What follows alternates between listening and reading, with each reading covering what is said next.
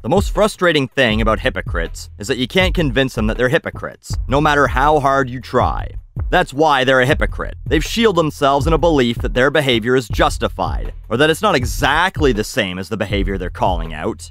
More on this in a second, but first, some news. Netflix has competition. Anyone that didn't see this coming is the Mr. Magoo of fucking foresight, because obviously now that Netflix has proven that people will pay a monthly fee for a service with like 5 good shows and movies and 1,000 shitty ones, the companies that own the stuff Netflix is making money off of will want to make that money for themselves.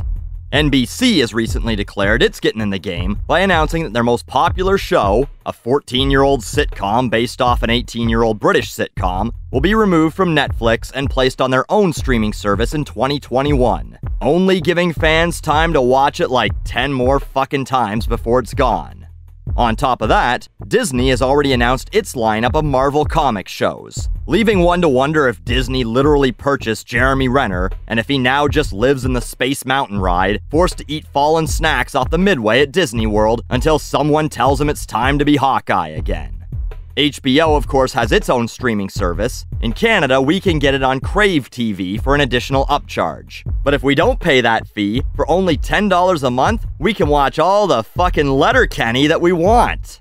A rant about why every Canadian show makes us look like rural mouth-breathing piss catchers can be saved for another day. But the point is, Netflix is not the only game in town for cord cutters looking to go legit. And somehow, this has pissed people off. I came across a post on r saved you a click. It's a fun subreddit that spoils shitty clickbait titles with a synopsis of the article, hopefully cutting their ad revenue. The story's title was, "Netflix's worst nightmare has come true." And the Redditor added, Disney, AT&T, Warner Media, and NBC Universal will launch their own streaming services and pull their content from Netflix. And naturally, because people are upset by everything, people were upset by this. I don't like that. Couldn't those companies agree to launch their videos on a single platform? It's so bad to pay several streaming services at once.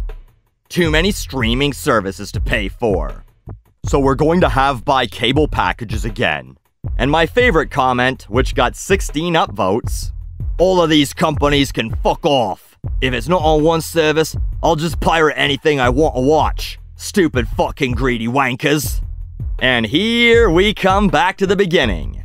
How the fuck can you call companies greedy while being so fucking entitled as to believe that if they don't play by your rules, you should be allowed to just watch everything for free? I believe I've mentioned this before. I don't hate piracy. I hate liars. Don't lie to yourself. If you pirate, it's because you're greedy and entitled. You think you should get whatever you want without having to pay for it. And that's fine, but don't justify it. Own it.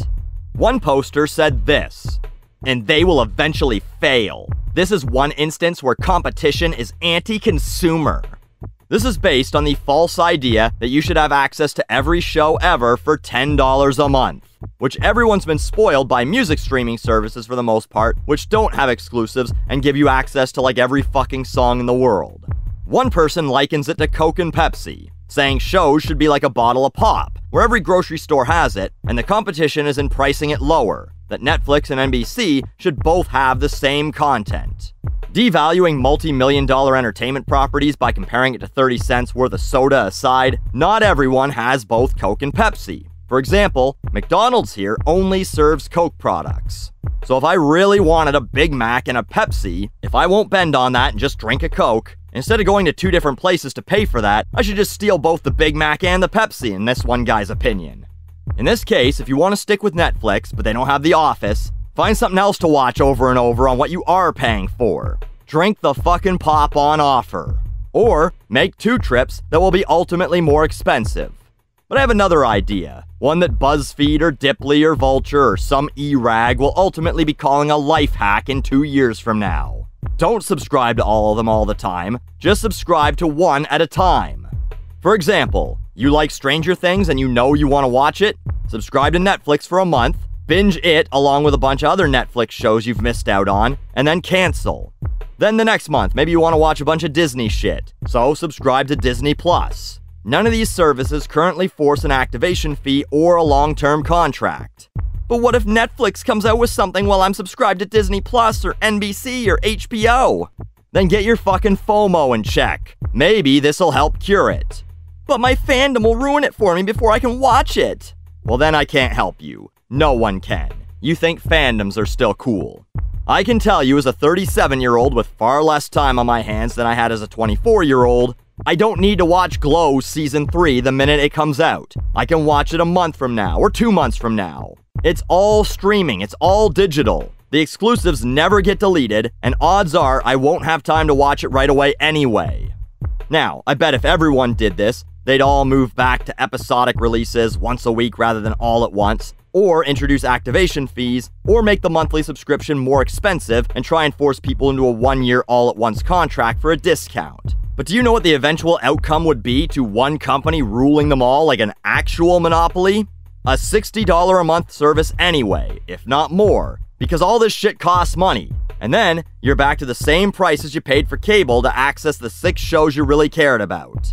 But switching subscriptions back and forth is such a hassle, says people who have to set up a VPN, pop-up blockers, and a bunch of other software to download torrents, who have to update their Kodi boxes when a stream goes down like it's 2001 and your gray market satellite dish just got flashed, and also suffer through shitty streams that cut in and out. It's actually probably less of a hassle. Subscribe and immediately unsubscribe, and the service will just run out in a month, so you don't have to worry about your credit card getting dinged before you remember to cancel it. Now you get your wish. You don't have to pay $60 to $100 a month for every streaming service. You have to pay like $10 to $20 a month and take turns on them. Or just continue calling companies greedy for not letting you have everything you ever wanted for next to nothing. Say what you will about hypocrisy, at least it's easy on the wallet.